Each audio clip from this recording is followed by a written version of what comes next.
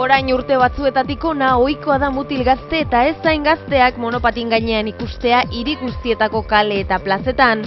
Ohikoa ez dena mundu guztiko gazteak herri batean batu eta herri horretako edozein izkina kirol hau egiteko erabiltzea da.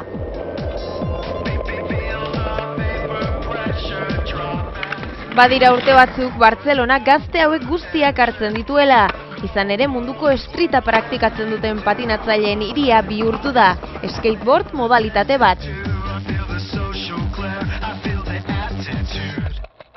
Pues realment perquè les construccions de places, bancs o tota la ciutat està com feta per patinar. Tots els planos inclinados, els bordillos, els bancos són ideals i això fa que equips de tot el món pues, vinguin aquí, inclús passen aquí 3-4 mesos patinant i gravant.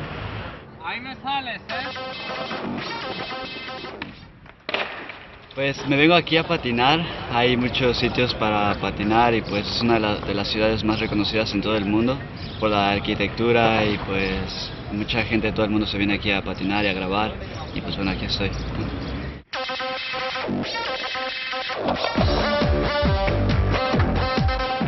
Fernando Mexikotik eta Bruno A Coruñatik, hirian ikus ditzakegun ehunka patinatzaileen adibide bat baino ez dira.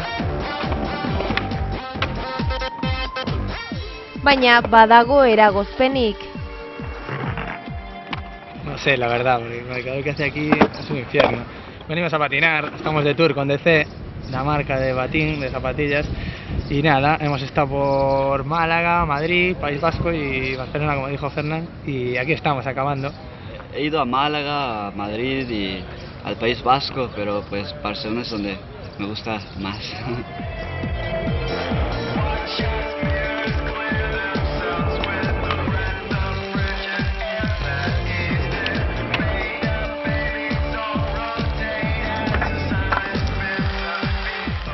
Hiri guztietan ez daude skaterrentzako parke bereziak, horregatik patinatu ahal izateko batzuetan alden moduan moldatu behar dira. Baina kaletik zehar mugitzeak badu eragingarri bat baino gehiago. Pues la verdad es que en un parque los obstáculos suelen ser ya más predeterminados, como planos inclinados, con cajones arriba, pirámides para saltar, y en la calle hay de todo, básicamente, bordillos, escaleras, barandillas, hay planos inclinados también. La calle es más bonito para patinar, ¿sabes? En la calle puedes bajar un par de calles por aquí y te vas a encontrar algo donde patinar, ¿sabes? Un bordillo o un plano inclinado, lo que sea. Baina ez da beti hain erraza izaten, toki askotan patinatzea debekatuta baitago.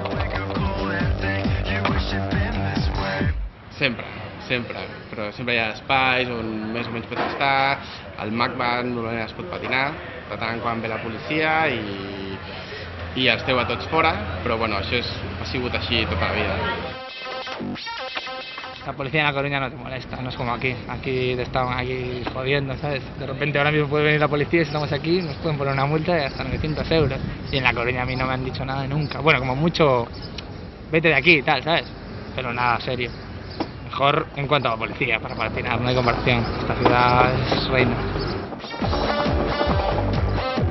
Ganorazko skateparkerik ez dagoenez, hiriko plaza eta kale guztiek patinatzaileen ohiko tokia izaten jarraituko dute, naiz eta oinezko, auto eta skaterren arteko bizitza ez den hain erraza izaten. Hala ere, azken urteotan skaterren kopurua igo egin da. Pues hi ha milions. Aquest esport va néixer a Califòrnia als anys 70 i des d'aleshores s'ha extès per tot el món. O sigui, no hi ha quasi cap país del món on no hi hagi un skate o un skater. Modernoa baina historiarekin. Ikaragarria, arriskutsua eta urratzailea. Horrelakoa da streeta, hiri askotan praktikatzen den skate modalitatea.